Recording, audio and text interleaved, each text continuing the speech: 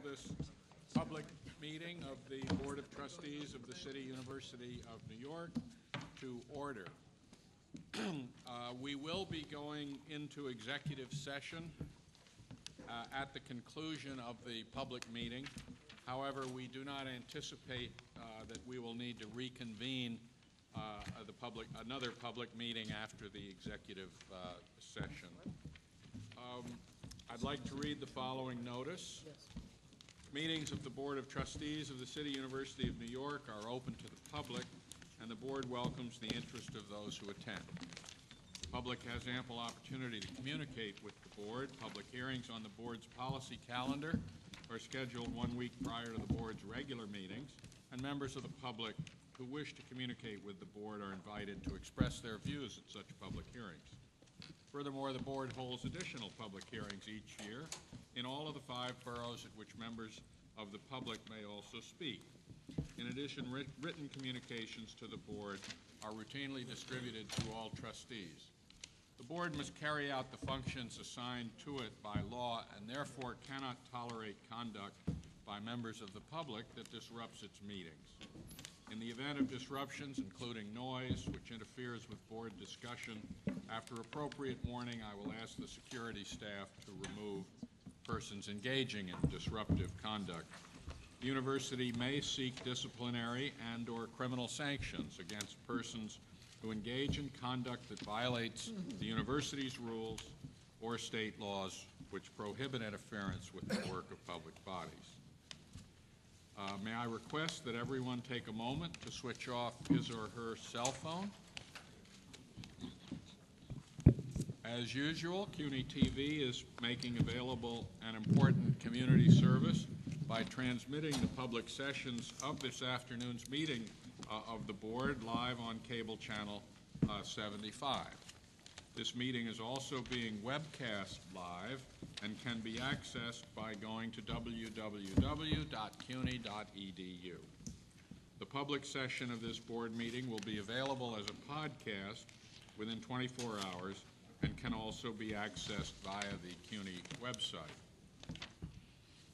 It is my pleasure to announce that Trustee Rita DiMartino has been reappointed for a new 2-year term on the U.S. Department of Labor National Advisory Committee on Apprenticeship by Secretary of Labor Elaine L. Chao. Her initial appointment on this committee started in 2005. Congratulations to you.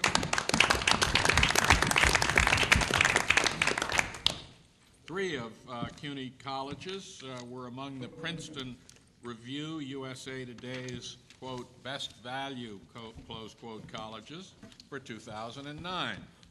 Hunter College claimed 8th place in the rankings, while Brooklyn College and Queens College were ranked in the top 50 across the nation. CUNY, incidentally, was the only university system in the country that can boast 3 colleges in the first 50 ranked. So congratulations to all of you. The Board held its Manhattan Borough hearing on Tuesday, January 20th, 2009. Trustee Peter Pantaleo chaired that meeting, which was also attended by Trustees Simone Lamont and Manfred Phillip. Chancellor Goldstein and members of the Chancellery and the CUNY Manhattan College presidents or their representatives attended. A summary of those proceedings has been circulated to the trustees and to the Chancellor's cabinet, and transcripts are available in the office of the Secretary. As I believe we all know, President Christoph Kimmich recently indicated his intention to retire next summer after having led Brooklyn College with great distinction for close to a decade. President Kimmich's career at CUNY spans 36 years and includes his service as interim chancellor from December 1997 to August 1999, when incidentally we first met and worked closely together on the review of CUNY by a mayoral task force that I chaired. There will, of course, be appropriate occasions for all of us to express our deep appreciation and gratitude to you, Christoph, for the many services that you have performed with distinction for this university. But I want to say tonight, as we announce your plans, that I know I speak for all of us in thanking you for your continued service, and I know you will work hard to assure a smooth transition for one of our most important institutions, Brooklyn College.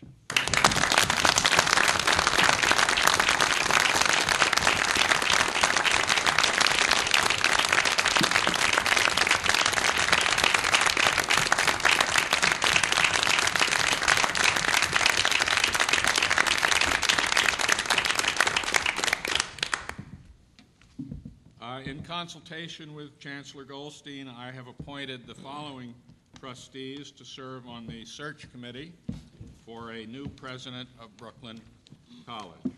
I am very grateful to each and all of them. Joe Loda will serve as the chair of the committee. Peter Pantaleo, Sam Sutton, Charles Shorter, and Frida Foster Tolbert will be additional trustee members. President William Kelly will serve as the presidential representative on this committee. Faculty, students, and alumni will be selected shortly pursuant to the university's guidelines. And now, on a sad note, I would like to express our deepest condolences to President Jennifer Rabb, to her husband Michael Goodwin, and to the entire Rabb-Goodwin family on the passing of your mother-in-law, Virginia Goodwin, on January 18th in Lewistown, Pennsylvania. May I now call on Trustee Rita DiMartino to announce college and faculty honors. Thank you.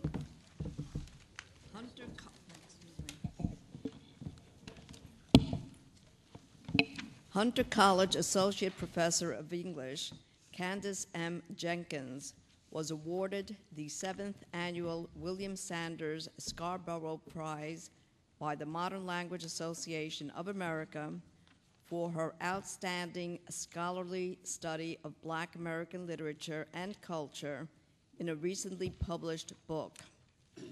Hunter Associate Professor of Nursing Joyce Griffin Sobel was named a Fellow of the Academy of Nursing Education for her substantial contributions to nursing education, and Hunter Assistant Professor of Nursing Kun Suk Bernstein was nominated by Governor David Paterson to the New York State Mental Health Services Council.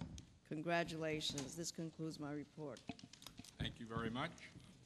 May I now call on Trustee Kathleen Pasilli to announce student and alumni honors. Thank you, Chairman. 10 Sophie Davis School of Biomedical Education fourth-year students at City College have won $20,000 Sophie and Leonard Davis scholarships for their last 2 years at Sophie Davis and first 2 clinical years at cooperating medical schools. They are Kamara Asim Ime, Vladimir Bariev, Giuseppe Cruciata, Angie Hernandez, Helen Wang, Martha Chipka, and Jenny Eng. Fayola Peters, Stanton Sheck, and Hoa Wang. Congratulations, students. Macaulay Honors College student and Queens College anthropology senior Nick Capelli will enter the new Mount Sinai School of Medicine, Humanities, and Medicine program for non-science majors. Wish to give him congratulations. And 4 Hunter College science students were awarded for their presentations at the annual Biomedical Research Conference for minority students. They are Mark Abraham, Fatima Ba, Andrea Beltrain, and Gina Morano. Congratulations, all of you. And Mr. Chairman, this concludes my report. Thank you very much. You have at the table a list of grants and gifts received by the university since our December 8, 2008 meeting. May I now call on Chancellor Goldstein to present his report on recent activities at the university. Thank you, Mr. Chairman. I'd like to welcome everybody back to a new semester as we confront some large challenges that the university will face now and in its in immediate future, and I'll talk about that a little later in my presentation. We are joyful with the new administration in Washington, and just the other day we got a sense of what the stimulus package will likely look like, in particular for New York State. I'd like to publicly thank Senator Schumer for working very closely with me as we worked through some of the very thorny issues in helping to shape the stimulus package. All of you know, and I've mentioned this before, that this university took the lead in a summit on public higher education that took place in mid-October of 2008. We had at that meeting and subsequent others signed on the top presidents and chancellors of the public universities in the United States. Those deliberations concluded with an open letter to President Obama in the New York Times, the Washington Post, the Boston Globe, and other media outlets. I want to thank President Vartan Gregorian of the Carnegie Corporation, who hosted us and provided much of the resources to pay for the few days that we assembled here in New York. And I particularly want to thank our chairman, whose work in helping to draft this very well-crafted letter was very important for us. I don't know the exact amount of money that we will receive, New York State will receive, for infrastructure work and other activities at public universities, but I'd like to believe that our collective work here helped to shape the idea, the principle that public universities really should be considered as part of this stimulus, and I think in that regard we were very successful. I will be spending some time in Washington in the next couple of weeks as we start to enhance our federal lobbying effort. I don't think that we will see earmarks very much of earmarks during this period of time for the obvious reasons, but we are making a huge investment, as you know, in science across this university, and as a result of very good work from our presidents and some of our leading scientists, we have recruited to this university some of the most extraordinary women and men that will lead the new efforts that we have in science. And with our new School of Public Health, again, another area that President Obama is stressing, public health, the sciences, and lastly, college readiness and college success, which I'll talk about in just a minute. These will be some of the broad outlines of our federal efforts as we look to help this university move forward during these very trying times. All of you noticed, I'm sure, today that extraordinary article in the New York Times commenting about the ASAP, this pilot program that Mayor Bloomberg was supportive in helping the university move along. As you recall, he provided close to $20 million in a pilot program to deal with some of the very nagging problems that we experience in our community colleges across the nation, most notably the very poor graduation rates. As a result of that pilot program about a year ago, I started to talk with people across the university about the need for a new community college. And the need was not just about student engagement and rethinking curricula and how we are more successful, how we could be more successful in graduating more students, because at the end of the day, I think all of you will agree a degree matters. And while we believe that students get much out of the experiences they have at our community college, if they leave without a degree, I think that is something that doesn't benefit their lives and certainly doesn't benefit society.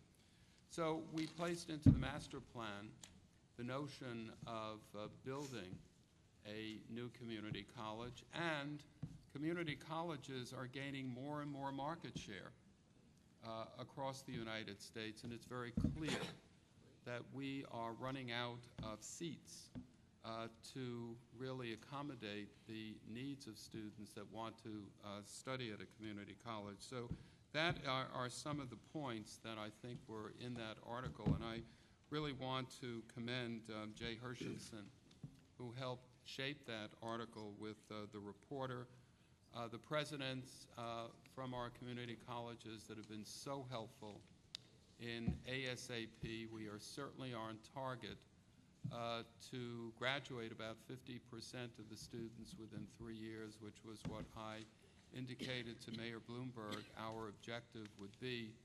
So I want to thank our presidents for really embracing this and for helping Senior University Dean John Mogilescu, who I asked to take the effort to start a discussion across the university, and he's done wonderful work in not only mobilizing so many faculty and others across the university in a very serious discussion, but has expanded beyond the realm of City University to some of the most able scholars in the community college world in developing a concept paper for a new community college. I want to reinforce again that it is at times when you don't have much money, when you are struggling to keep all of your vessels afloat, that is the time when you really need to start thinking clearly about moving the university in new directions. And when the fiscal climate readies itself and rights itself, that's when you are ready to launch, and that's what the objective here as well. So I'd like to thank all of you for that important effort, and we look forward to the further engagement, much further engagement across the university to see this effort reach fruition. Also consistent with the master plan, which we are ably implementing, we will be looking at another idea in the master plan about the establishment of an effort in pharmacy, which was in the university's master plan as well, and it's our intention to develop a task force to look at this important profession and how the university might be able to participate in developing a program that might be available to students at some point in time. And I'll be announcing very shortly the chair of that task force and the members of that task force as well. Mr. Chairman and members of the board, our enrollment continues to grow at a very rapid pace. Our winter session, the 2008-2009 winter session, saw close to 12,000 students enrolled in courses across all of our campuses. This represents a 23% increase over what we experienced the same time last year, where we had students studying at our campuses, and we see this as a wonderful opportunity to keep this university available to students, not only in the winter session, but in the summertime as well. I believe that it's going to have an important effect on retention and an important effect on accelerating graduation rates, which I think are all of us around the table understand the importance of. But having said that, I am concerned about this university's attracting so many students that want to study at this university. We are closely confronting the limitations of our physical plant. We are closely confronting the way in which this physical plant is made available 7 days a week.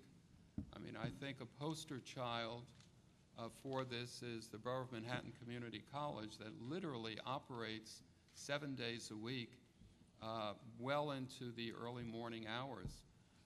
And we have a moral dilemma that we have to face very soon, and that is about whether we can maintain the availability for seats at our community colleges and some of our senior colleges as well. I am concerned about maintaining the academic integrity of the experience that all of our students have.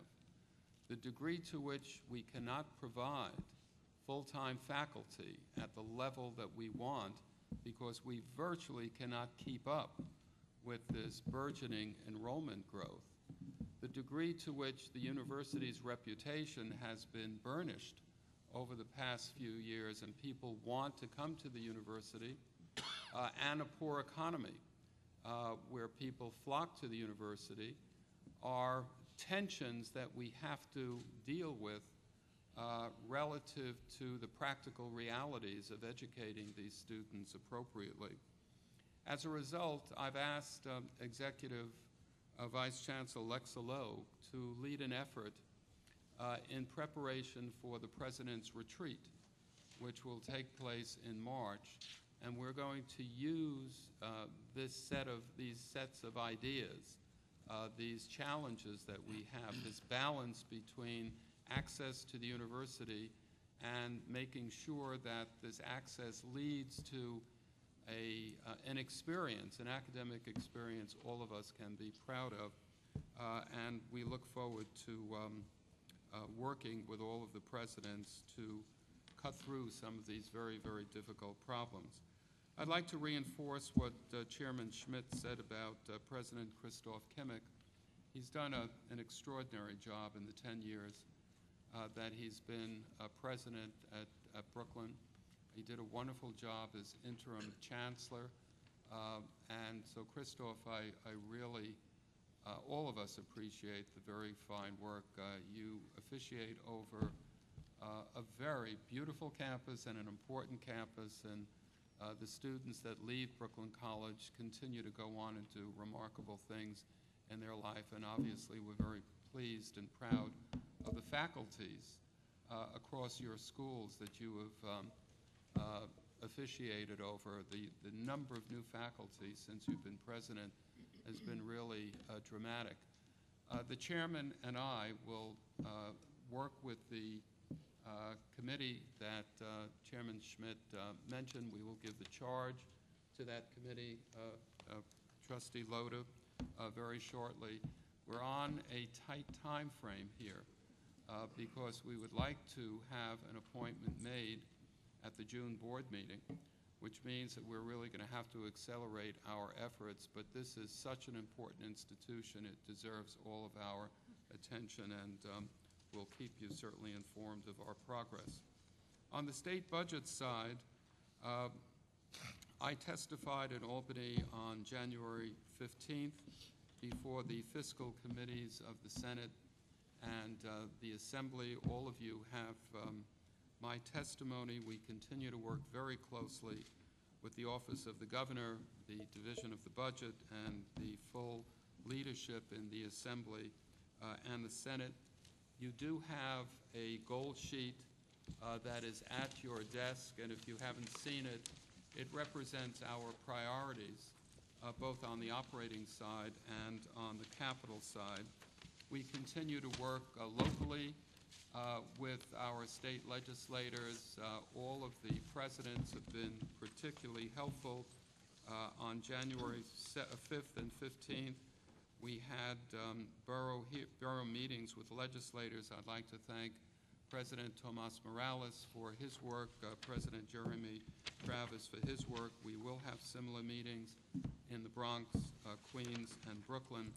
And I want to thank Jay Hershenson, who's helped to coordinate all of this with all of the key players.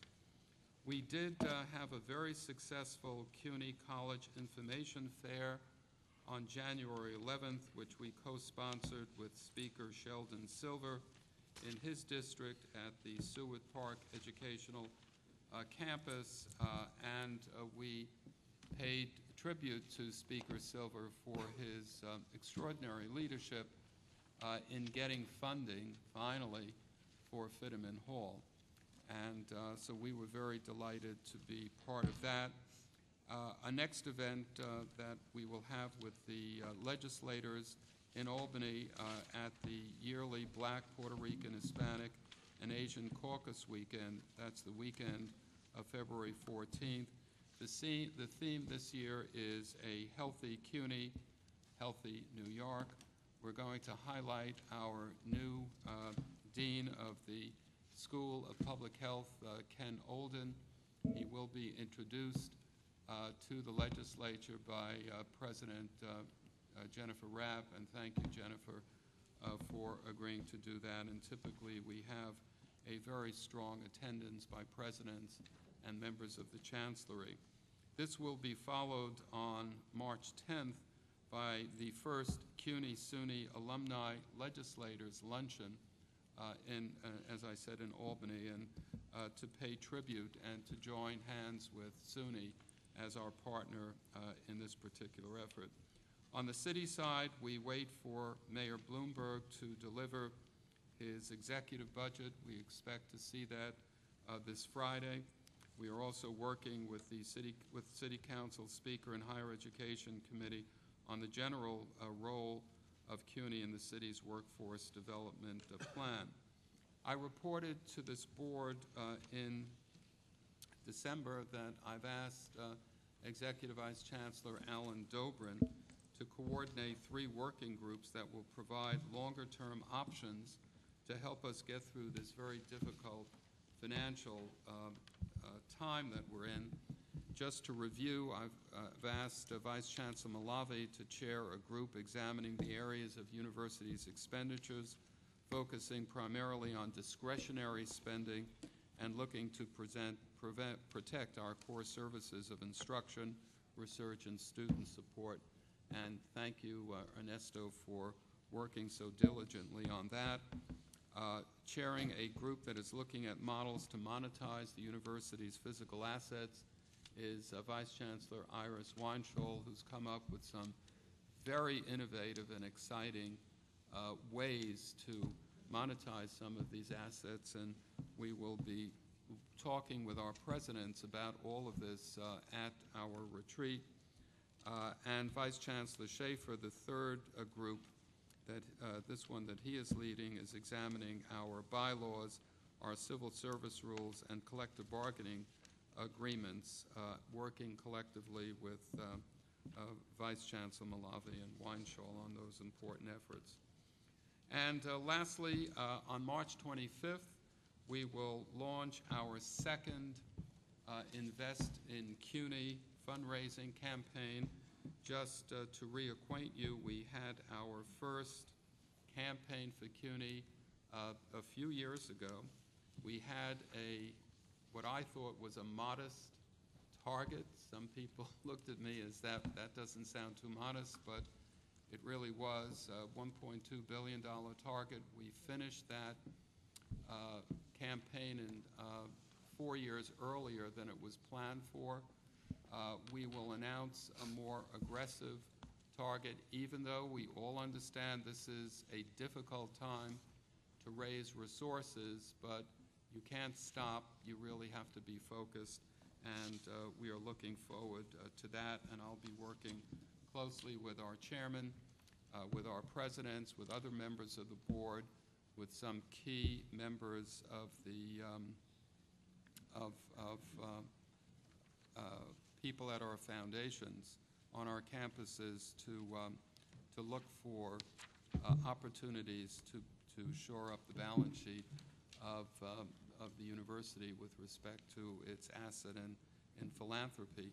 One of the areas that I've been talking to the presidents about and reinforcing it over and over again is that while we may have a pause with respect to losing faculty in the next couple of years because retirement accounts are not what they were a year and a half ago, and people are rethinking staying with the university at some point after we right ourselves, I suspect that we are going to lose not only CUNY, but across the United States, we're going to lose large numbers of our professoriate. They will be retiring. And as I have mentioned over and over again, we are going to be involved in a very contentious auction for the very best talent in the United States. And that talent has not filled the various pipelines in uniform distribution. There are fields where there is plenty of talent, and there are fields where there's a paucity of talent. And we have to be in a position, as we build this university, to be able to compete for this talent. And one area that's going to be a central theme for the new campaign for CUNY is to develop endowment support that our presidents will have to be able to hire faculty and support the needs of that faculty, not only in compensation, but in equipment for instrumentation and equipment for laboratories and graduate students and all of the things that one needs to do in order to build a great faculty. So we look forward to that, and hopefully this will be successful. Lastly, last fall we launched an initiative working with the New York State Civil Service Commission to encourage CUNY students to take advantage of civil service exams that are being offered in the spring and to enroll in new courses to help prepare them for the exam. I'm pleased that the School of Professional Studies, the City College, Medgar Evers, and York College have come together to help develop this coursework, and hopefully we can help our students get the jobs that they need. And lastly, Mr. Chairman, I just want to commend President Rabb for receiving the 1199 SEIU Child Care Corporation Excellence in Education Award at their annual Care for Kids Awards Gala. That concludes my report, Mr. Chairman. Thank you. I know several trustees would like to make comments on a couple of things that you mentioned. Let me call first on Professor Phillip. Thank you. At this point, I'd like to express my thanks to President Kimmich for his service as interim chancellor. That was a time of healing, and it was the beginning of the recovery at this university. And also, thank you for your service as president of Brooklyn College. I'm not at Brooklyn College, but by all accounts, it was an outstanding period for the college. Thank you. I also would like to read a statement about our community colleges. This is really a good moment to provide appropriate praise for CUNY's community colleges and the comprehensive colleges for the outstanding work that they do. CUNY has over 86,000 students enrolled in associate's degree programs. These programs must admit any person with a New York high school diploma or high school equivalency, no matter how strong or how weak each student may be. Many of these students come from severely disadvantaged backgrounds. For CUNY community colleges, nearly half of the students come from families with less than $20,000 in annual income, and nearly half come from families where the parents never went to college. Half of these students live with their parents, while 18% have children to support. Over half of CUNY community college students report that they work. 13% of the full-time students also work full-time. In addition to their studies, it's not surprising that nearly half of CUNY community college students report that they spend less than 6 hours per week preparing for class. CUNY's community colleges receive less funds per full-time student than do the city's public schools. There are not enough full-time faculty. Nevertheless, only 6% of CUNY community college students expressed any dissatisfaction with the preparedness of the faculty. Despite the disadvantages that the students face, and despite the simple lack of funding, CUNY's community colleges are among the best in the nation when it comes to academic quality and standing. The academic rigor that goes into CUNY Community College degrees means that CUNY Community College graduates transfer to the very best colleges in and outside CUNY. I ask all of us to give a round of applause for the colleges that host CUNY's associate degree programs.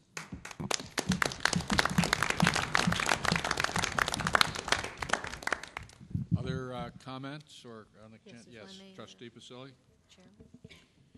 As New York State Chair of CUNY and SUNY Community College Trustees, I'd like to say that the ASCP pilot program is a viable initiative that shows that the determination of students and the untiring efforts of our community college presidents to promote the program has been applauded by the Association of Community College Trustees and propels CUNY's efforts into national prominence.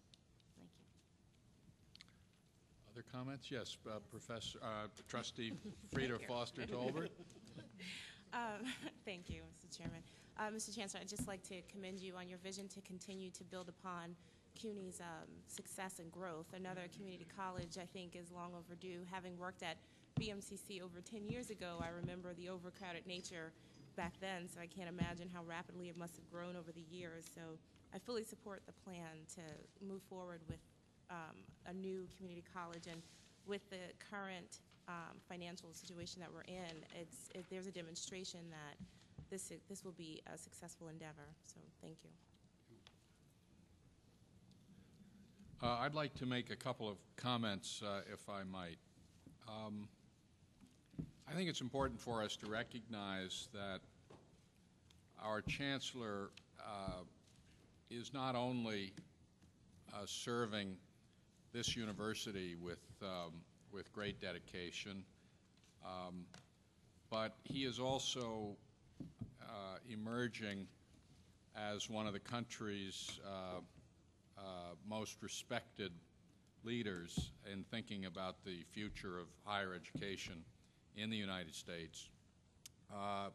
It was interesting and a privilege for me to be part of the Carnegie Group. In effect, that was the brainchild of our Chancellor. And in the meeting of the most important public university leaders across the country, I observed the natural way in which CUNY and the University of California system emerged as the leading thinkers and proponents of policy in that group. I think all of you would be interested in the consensus of this group of public university leaders. The consensus was that we're at a point in our history where our entire country needs to rethink the place of public higher education in the United States.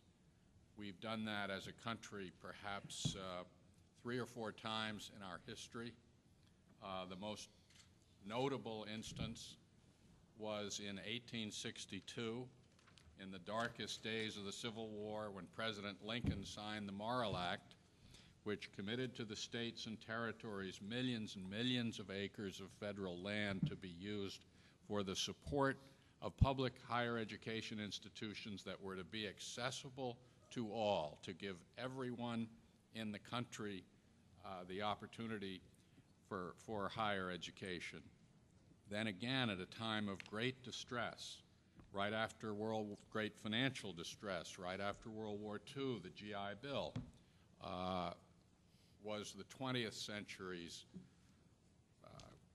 great commitment to democratic higher education for all, and in a similar way, the Endless Frontier, the great Vannevar Bush document, and the Truman administration, which set the country on a path where the universities would be the centers of research and training for our most specialized experts across all the range of disciplines. And fourthly, perhaps the Pell Grants, another important instance. Well, the consensus of this group is now is the time we need to think again in the most fundamental way about the place of public higher education. It was pointed out that our public universities educate over 85% of our students. They carry the greatest share. As one president put it, in this effort, the Ivy League is an afterthought.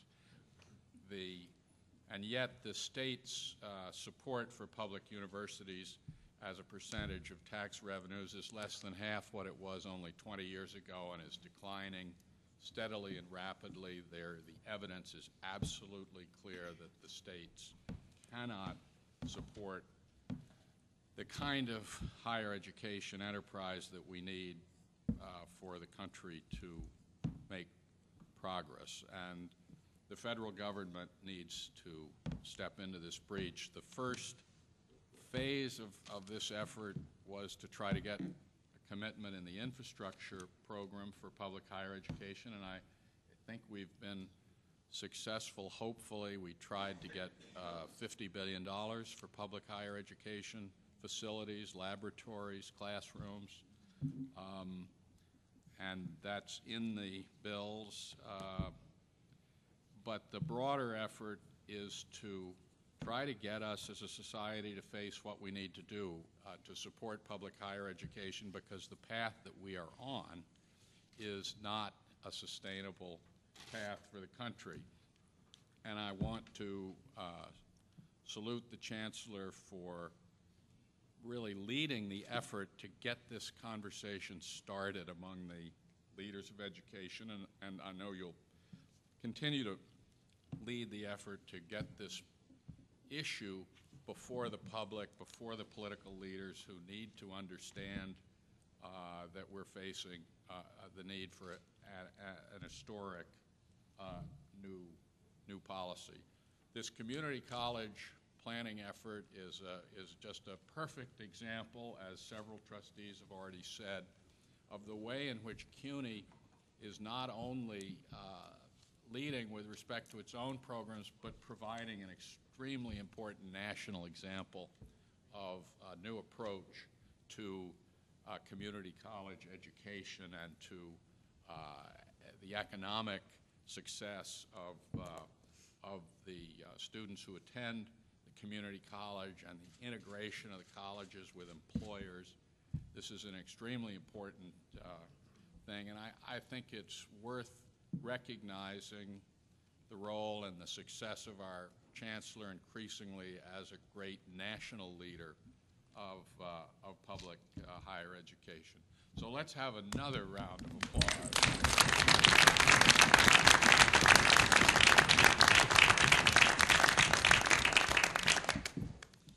Other comments? We'll now turn to the policy items requiring a vote. You have the Chancellor's University report for January 26, 2009. Let me move the adoption of the Chancellor's University report. May I have a second? Second. Any discussion or comments? All in favor say aye. Aye. Aye. Opposed, abstentions? That carries. You have a copy of the draft minutes of the regular board meeting of December 8th, 2008 in your meeting book. Are there any comments on the minutes or revisions needed? Then I'll move the adoption of the minutes. May I have a second? Second. All in favor say aye. Aye. Any opposed, abstentions? That carries. We'll turn now to our committee reports. We'll hear first from the Committee on Fiscal Affairs. I'll call on Trustee Joe Lota. Thank you, Mr. Chairman. The Committee on Fiscal Affairs met on January 5th, 2009, and approved the following two resolutions, which I'll read in seriatim and will submit jointly for adoption. Calendar item 3A is a resolution calling for the Board of Trustees to approve a contract on behalf of the Office of the University Controller for bookbinding services. This contract will not exceed an estimated cost of $995,000 chargeable to each college during the applicable fiscal year. The contract term shall be 5 years with the option for the university to terminate on each anniversary date. It will provide the university libraries with bindery services for annual collections, magazines, periodicals, books, dissertations, printed music, and other library materials. The contract is subject to approval as to form by the Office of General Counsel. Calendar item 3B is a resolution calling for the Board of Trustees to authorize the General Counsel to execute a memorandum of understanding on behalf of the City University and the State University of New York, NYLink. NYLink is a nonprofit organization of all libraries and cultural heritage organizations throughout New York State and the surrounding areas. The memorandum of understanding shall be subject to the approval as to form by the Office of General Counsel, and the amount of the services shall not exceed $1,850,000. This memorandum of understanding formalizes and extends the City University's ongoing relationship with NYLink to receive critical library services for 20 City University College libraries as well as for the central office. Mr. Chairman, I move the approval and adoption of calendar items 3A and 3B. Thank you. May I have a second? Thank you. Are there questions for the committee on either of these items? If not, all in favor say aye. Aye. Any opposed? Abstentions? Those carried. Mr. Chairman, this concludes my report. Thank you very much. We'll turn next to the Committee on Academic Policy, Programs, and Research. I'd like to call on Trustee Wellington Chen. Thank you, Mr. Chairman. At its January meeting, the committee approved 3 policy matters. Calendar number 4A, Borough of Manhattan Community College, John Jay College of Criminal Justice dual joint ASBS Science for Forensics and Forensic Science. This dual admission joint program will provide BMCC students with the first 2 years of the 4-year program in forensic science offered at John Jay College, and will guarantee BMCC graduates seamless transfer into the upper division of the BS program with no loss of credit. Earning the BS degree in this program will prepare students for employment in the rapidly growing field of forensic science or for graduate study. Calendar number 4B, Kingsborough Community College AAS in Fashion Design. This degree program, along with the individual portfolios created during the students' coursework, prepares graduates for entry-level positions in a variety of fashion design areas. This program responds to a high student demand.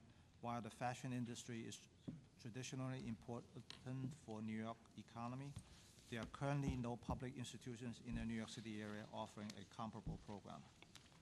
Calendar number 4C, Lehman College Health Equity Institute. The institute will serve as a CUNY-wide locus of scholarly and applied work on socio-economic determinants of health and disease.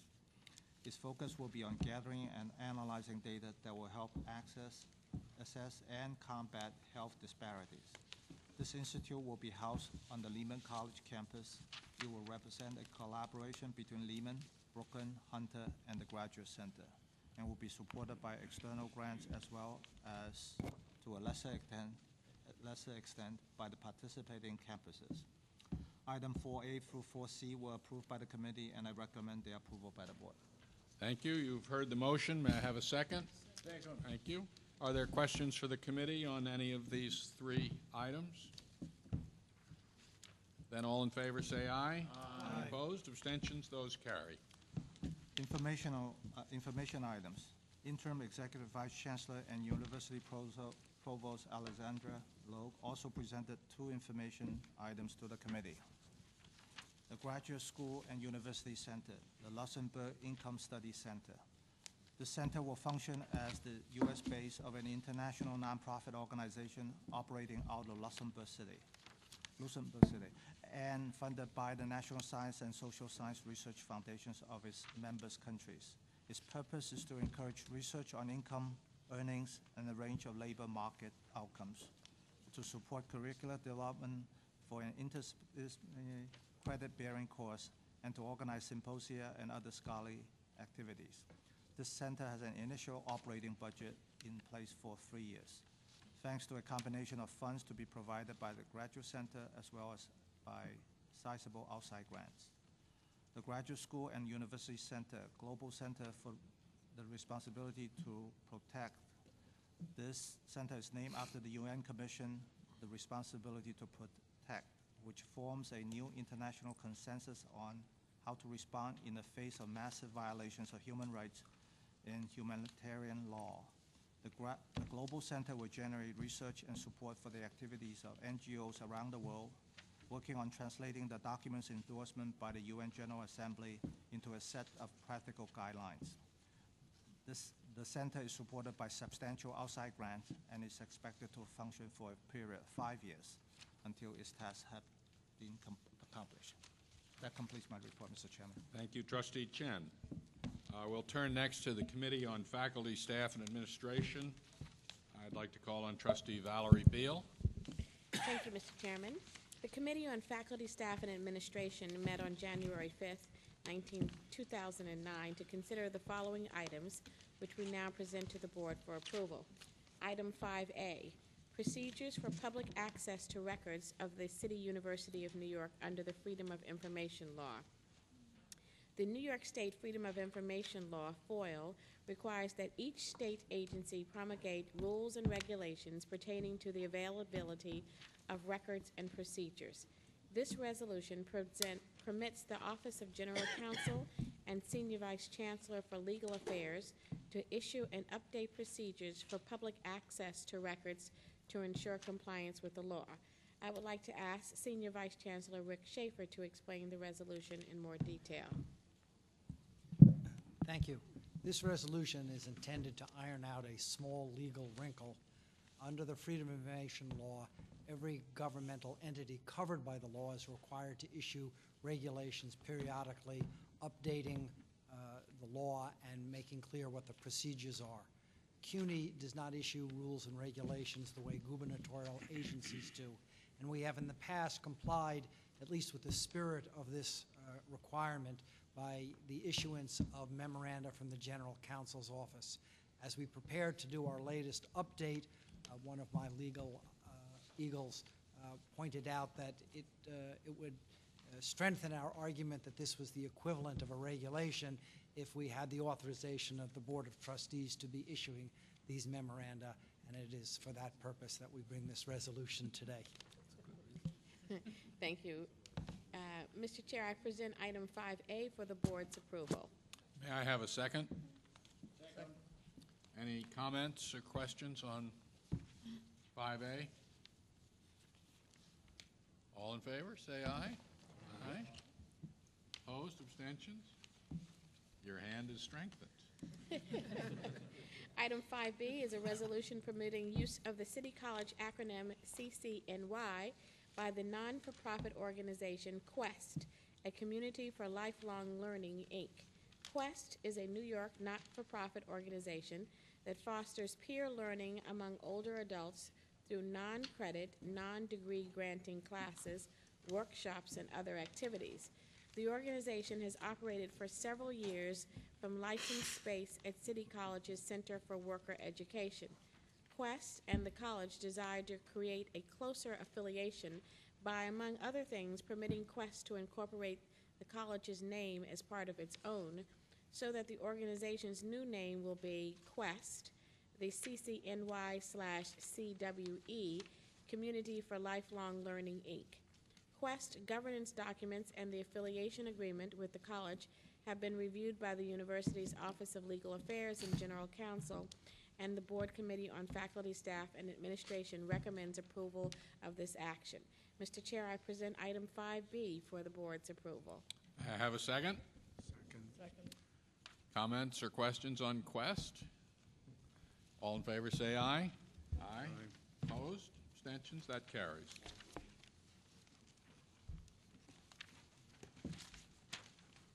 Item 5C is a resolution naming the New York City for Autism Distinguished Lecturer at Hunter College. The Hunter College Autism Center is a research and training facility that responds to the needs of children and families affected by autism. The New York Center for Autism, known as NYCA, has contributed $500,000 to support the Hunter College Autism Center, which includes support for a distinguished lecturer position. This resolution names Dr. John Brown, Director of Training and Programs and Applied Behavior Analysis at the Hunter College Autism Center as the NYCA Distinguished Lecturer. The Board Committee on Faculty, Staff, and Administration has reviewed this resolution and recommends its approval. Mr. Chair, I present item 5C for the Board's approval. I'm happy to second that motion. Are there any comments, questions? All in favor say aye. Aye. Any opposed, abstentions? Carries. Thank you. Items 5D, 1 through 4 involve the designation of distinguished professors. I present for the Board's consideration the appointments of the following distinguished professors at the Graduate School and University Center effective February 1st, 2009. The committee has reviewed each of these appointments and is pleased to recommend their approval. Professor Andre Ashiman in the Department of Comparative Literature, Professor Noel Carroll in the Department of Philosophy, Professor Jesse Prince in the Department of Philosophy, Professor Chase Robinson in the Department of History. Mr. Chair, I present these appointments for the Board's approval. Thank you. I'd like to second the motion. Are there comments or questions about these appointments? All in favor, please say aye. Aye. Opposed? Abstentions? Those carry. Thank you. Mr. Chair, I am delighted to announce that all 4 distinguished professors are here with us today. I therefore would like to invite President Kelly to introduce Professors Ackerman, Carroll, Prince, and Robinson to the Board. Thank you, Trustee Beal. I'm pleased to present to the Board these 4 remarkable candidates for the university's highest faculty honor. Each of these scholars stands at the forefront of his discipline. Each brings an extraordinary record of achievement to the City University of New York. As Trustee Beal remarks, all of our candidates are present, and in the interest of time, I will keep my remarks to a minimum. But I know that you and my distinguished colleagues will understand that the brevity of my comments is not correlative with the pleasure I take in presenting them to you today. Before I begin, permit me please to acknowledge Chancellor Goldstein's leadership in bringing each of these scholars to CUNY and to recognize more generally the Chancellor's commitment to enhancing CUNY's scholarly capacity. That support is and continues to be nothing short of inspirational to those of us involved in doctoral education. I begin by presenting Andre Ashiman. I am confident that Professor Ashiman's work and reputation are familiar to many of you. As critic, essayist, editor, and novelist, Ashiman has earned a worldwide reputation as one of our era's most compelling voices. Out of Egypt, his magisterial account of his family's life in Alexandria was described by the New York Times as a classic memoir of modern Jewish life. More pointedly, Jeffrey Hartman of Yale University described Out of Egypt as possessing, quote, an extraordinary gift for the exact, nuanced description of both scenes and thoughts of the mind in the act of finding what will and will not suffice. Writing in the New York Review of Books, Colm Tobin described Ashiman's 2007 novel, Call Me By Your Name, as, quote, fiction at its most supremely interesting. Diana Fuss of Princeton selected Call Me By Your Name as the one new novel likely to be taught in 50 years from now. Call Me By Your Name was selected as one of the most distinguished novels of the year by the New York Times, the San Francisco Chronicle, the Chicago Tribune, the Seattle Times, and the Washington Post. Like Out of Egypt, Call Me By Your Name has been translated into multiple languages and enjoys considerable international renown. In Letters of Transit and in False Papers, Essays on Exile and Memory, Ashiman explores in sparkling prose his profound interest in the themes of identity, home, and exile. Each has become a contemporary classic. So too his remarkable volume, The Proust Project, which brings together Proust scholars and translators with other novelists and critics to reflect on Proust's monumental À la recherche du temps perdu. Of this volume, one of our reviewers wrote that Ashiman is, quote, a galvanizer who has wisely located himself at the center of a literary world he brings together in inspired ways. In a more leisured context, I'd note Professor Ashiman's Guggenheim and Coleman Center Fellowships, his 5-time inclusion in Best American Essays, the notice his work is received in leading European journals, his lectures in Istanbul, Hong Kong, and in every European capital, the prominent role he plays at the New York Council for the Humanities and the New York Public Library. But instead, I'll conclude by citing Lionel Gossman's description of Professor Ashiman as a first-rate critic with an extraordinary literary sensibility and a huge range of reference in world literature. His criticism, Gossman concludes, is itself literature. Andre's career is eloquent testimony that the distinctions we sometimes draw between literature and criticism, between essay and memoir, are false and self-defeating. He has, in short, established full claim to that most rare and honorable of titles, a man of letters. That Professor Osserman is a Phi Beta Kappa graduate of Lehman College makes even more keen the pride we take in having him among us. Professor Osserman.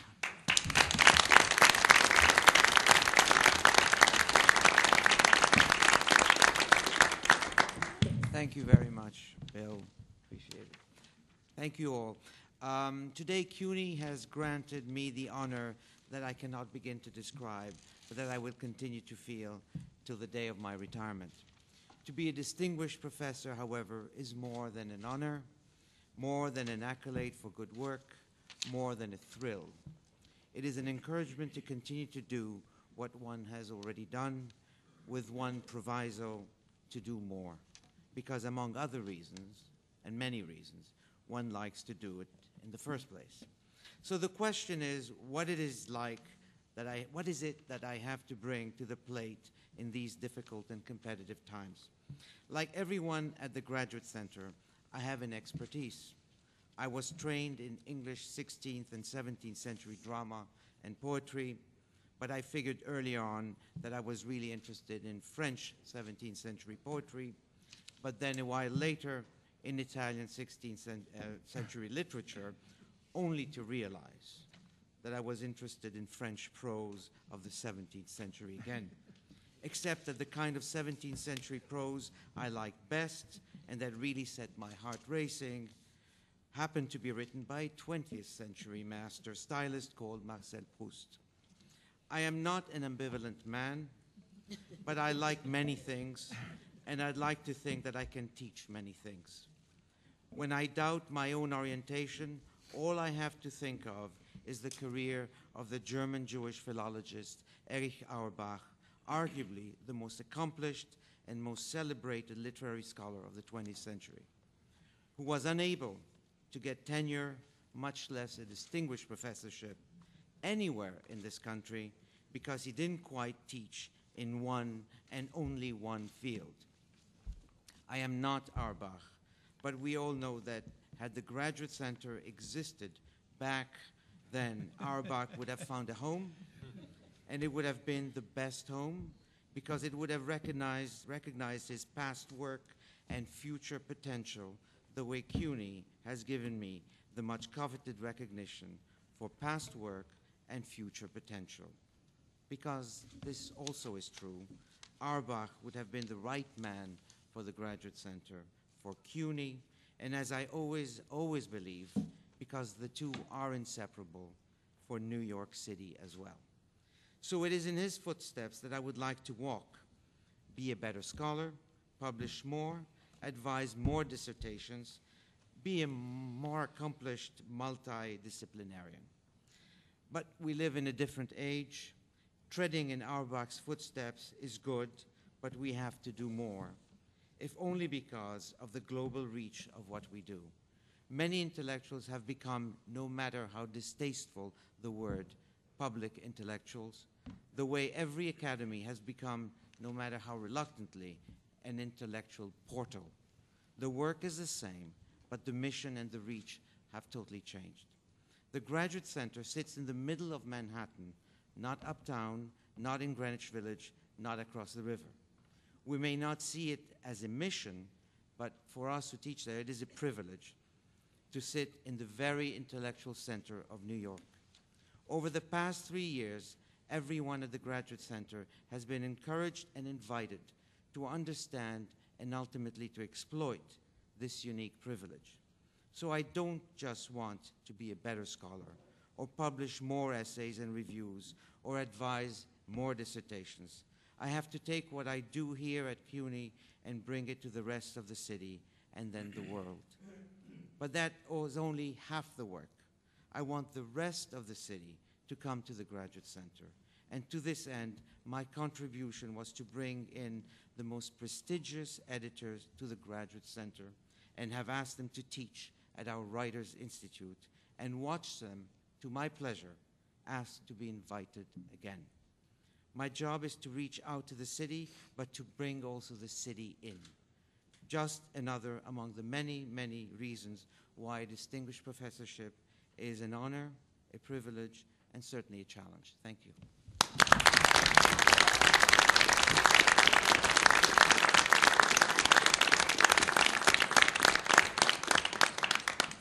Thank you, Andre. Made a note of that desire to direct more dissertations. Noel Carroll is arguably the leading philosopher of art and aesthetics in the United States. His output is prodigious. He is the author of 12 books, including Philosophical Problems of Classical Film Theory, Theorizing the Moving Image, A Philosophy of Mass Art, Beyond Aesthetics, and his most recent work on criticism, just out from Routledge. 3 more books are on the way. He has published over 200 essays and reviews in scholarly journals and more popular venues such as the Village Voice and Art Forum. Many of these essays have become classics in their fields, indeed so much so that in the words of one of our reviewers, quote, knowledge of Carroll's work is a sine qua non for any attempt to make a contribution in those areas. Professor Carroll is also the author of 5 documentary films. He's been a member of some of the most distinguished philosophy faculties in the nation, including those at the University of Wisconsin, Cornell, NYU, Columbia, SUNY Buffalo, and Temple, where until his decision to join the faculty of the Graduate Center, he was the Andrew Mellon Professor of the Humanities. He has served as the president of the American Society for Aesthetics and as a recipient of a Guggenheim Fellowship.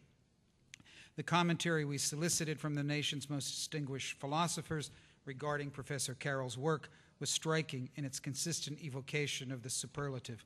Arthur Danto, the Dean of American Aesthetics and the Johnsonian Professor of Philosophy at Columbia, described him as, quote, a master among the most foremost philosophers of our era. Susan Fagan, the editor of the Journal of Aesthetics and Art Criticism, called him the most important philosopher of art writing today. Peter Lamarck of the University of York argued that he is, quote, without question a philosopher of the highest rank, a truly international figure whose work is widely known and admired across and beyond the English-speaking world. Alexander Nehamas, the Carpenter Professor of Humanities at Princeton, wrote that Carroll is one of the foremost, if not the foremost, philosopher of art in America today. Needless to say, we feel very fortunate to have attracted a scholar so eminent to our common cause. Professor Carroll.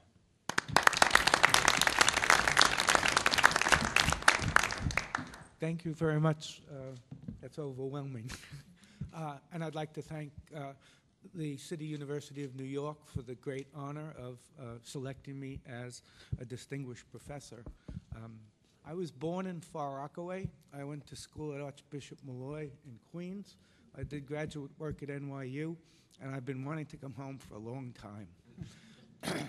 In terms of professional considerations rather than personal, though, I'd like to say that this is a wonderful opportunity to be teaching the philosophy of art in arguably the artistic capital of the world, to have students who come into class, come into seminars and talk about the most recent exhibitions, concerts, theater performances is, well, you didn't do that in Madison, Wisconsin.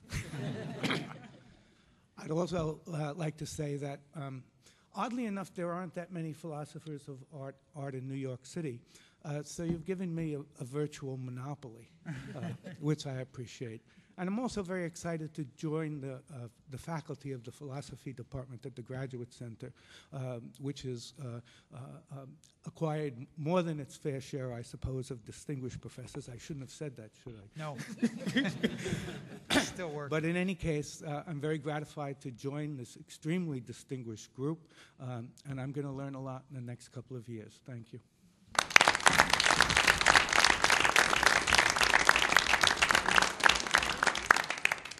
Thank you, Professor Carroll. Professor Jesse Prinz has rapidly established himself as the leading scholar of his generation in the philosophy of mind and in cognitive science, and has established himself for sure as one of the world's leaders in the study of the connections among neuroscience, psychology, and philosophy. Professor Prinz's ascendancy to the top rank of American philosophy has been meteoric.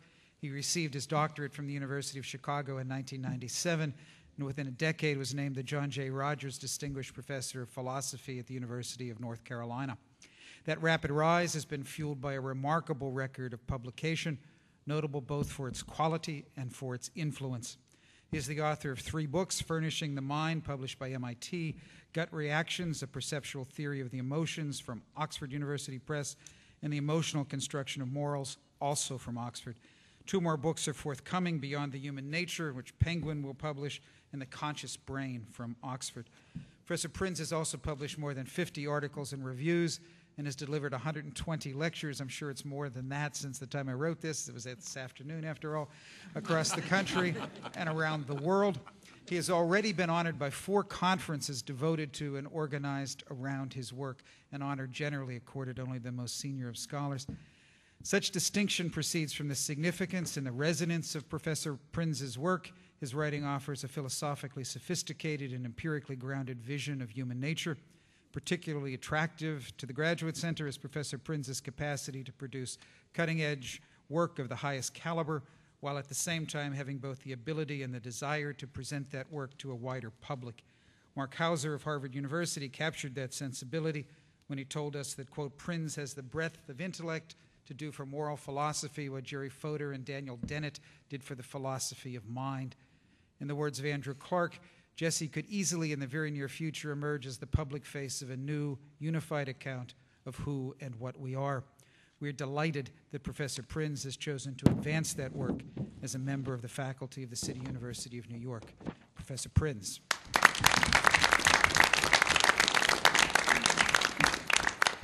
To use a phrase of our new chief executive, it's an absolutely humbling experience to be here. It's humbling to be recognized by this distinguished body. It's humbling to stand shoulder to shoulder, or more like shoulder to knee, with my very distinguished group of colleagues on the podium. It's also a moving experience. Like my colleague Noel Carroll, I'm a New York boy raised in Manhattan, born in New York City Hospital.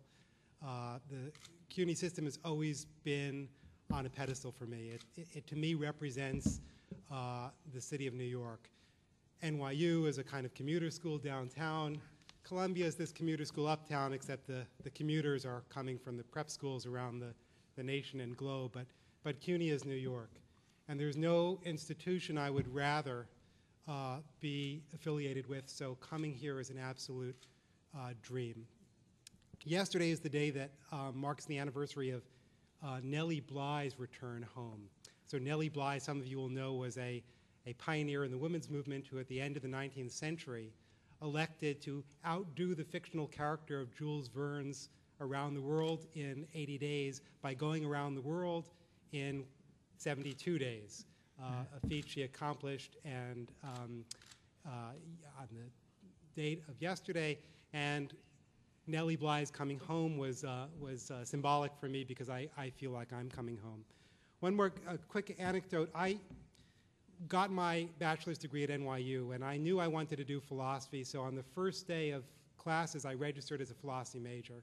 And they said, we need to give you an advisor in this department, so they assigned me to a very fine scholar named Raziel Abelson.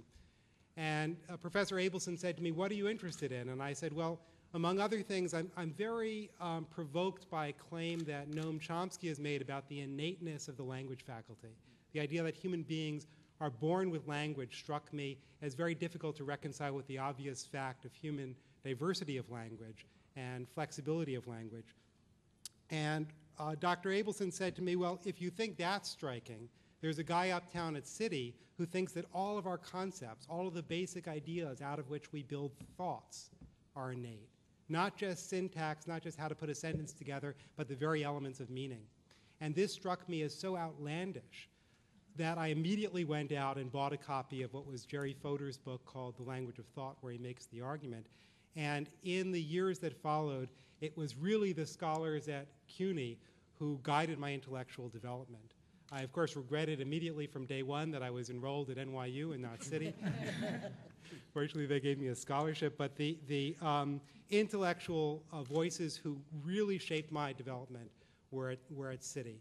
And not just the faculty serving then and some of my colleagues serving now in philosophy, but those who had been affiliated with the institution in its distinguished past.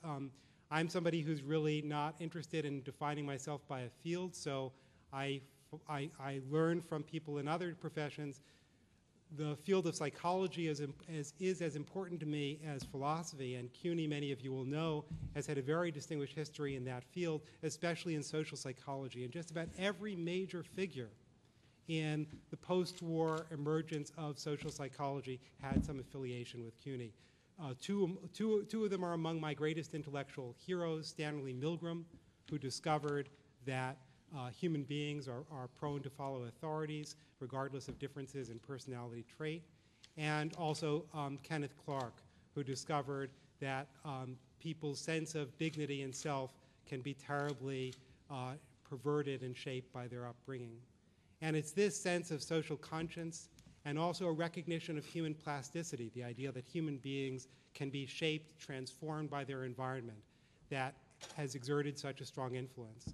Philosophy tends to be an arcane, esoteric field, and that can be a source of embarrassment at dinner tables, at cocktail parties.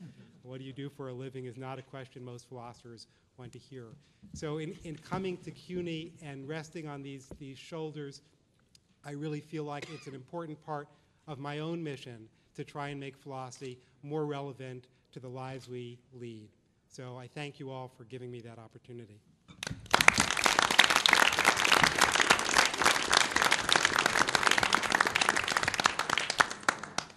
Thank you, Professor Prinz. When I spoke of Professor Prinz as the leading voice of his generational cohort, I anticipated a comment I intend to make about our final candidate, Professor Chase Robinson. Many of you have heard me extol Professor Robinson's virtue when I presented him as the Graduate Center's new provost. I'm delighted to have the opportunity to renew that assessment. Provost Robinson is one of the world's leading scholars of pre-modern Islam. He stands at the forefront of a generation of historians currently studying the early Islamic Middle East.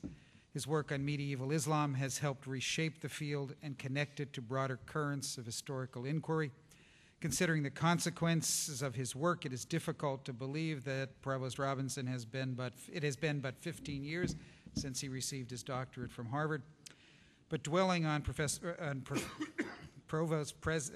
take your choice, Robinson's relative youth misses the point.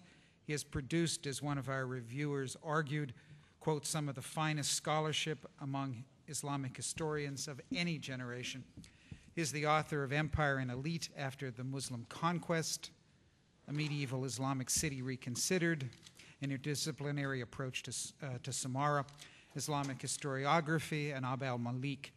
His new book, The Legacy of the Prophet, The Middle East and Islam 600 to 1300, will appear later this year.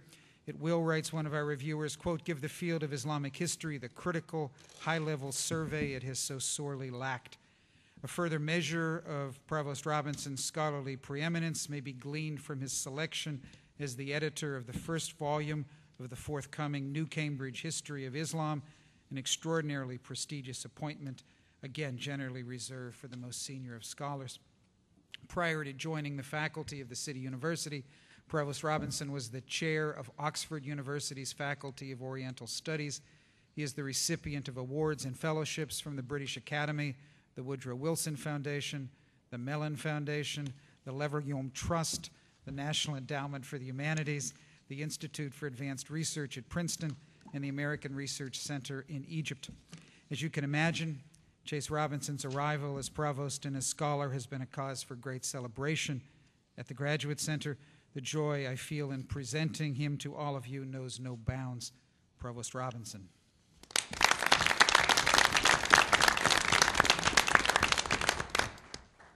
Thank you very much, Bill. You've been hard at work for going on an hour and a half, so I will be brief. It gives me great pleasure to express my deep gratitude to the Department of History, to 10 tireless and generous referees, to President Kelly, and to the Board of Trustees for this very humbling honor.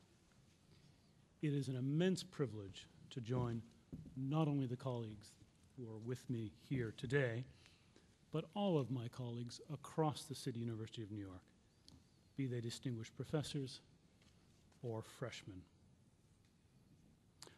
Why do you study Islamic history? I am frequently asked.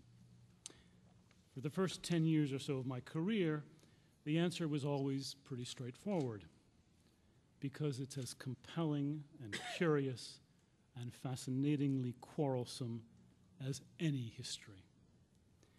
As a student of history, I can honestly say that no period of recorded human experience was more inventive and more creative than the 7th, 8th, and 9th centuries in what we now call the Middle East, my own area of expertise, such as it is. Now, of course, in the year 2009, things are different. Now I say, because Islamic history matters.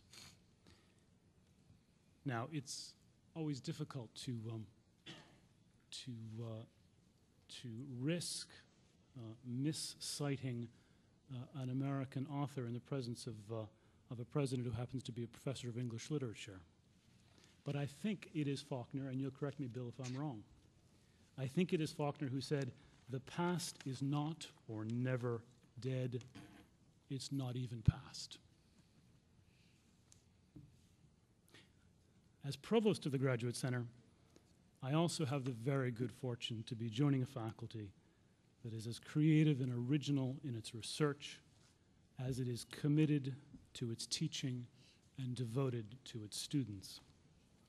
I shall make no attempt to harness the enormous energies of our faculty members, who are a great credit to the City University of New York, to President Kelly and Provost Edwards and Wrigley, and of course, to each other. What I can aspire to do is to help President Kelly build a community of scholars who endeavor not merely individually, creating and disseminating knowledge, but also collectively, especially in such a way as to serve the City University of New York and the citizens of New York. What I can also aspire to do, as both a distinguished professor and always and forever a student, is to find inspiration, ideas, and scholarly ideals in my colleagues. Advanced teaching and research are precious things, and in this day and age, they require vigilant attention and resourceful cultivation. I undertake to this body that as both scholar and provost, I will be attentive and resourceful. Thank you very much.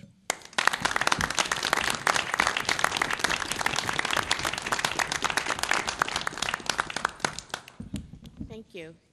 And finally, item 5E authorizes the continuation of military leave and health and welfare benefits for university employees who are members of the National Guard, reserve forces, or reserve components of the armed forces of the United States, in response to the continuing need for these employees to serve in the armed forces with regard to the military actions in Iraq and Afghanistan. Mr. Chair, I present item 5E for the board's approval. May I have a second? Second. Any questions or comments on 5E? If not, all in favor, please say aye. Aye. Any opposed? Abstentions? That carries.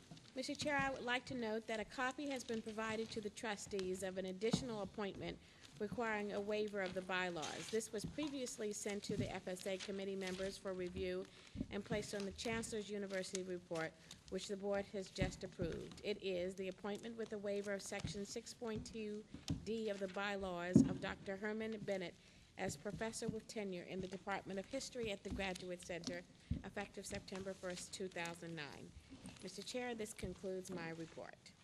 Thank you very much. That concludes the business of this public meeting, which I now declare adjourned. We will go into an executive session in a moment. There will be no public meeting following the executive session.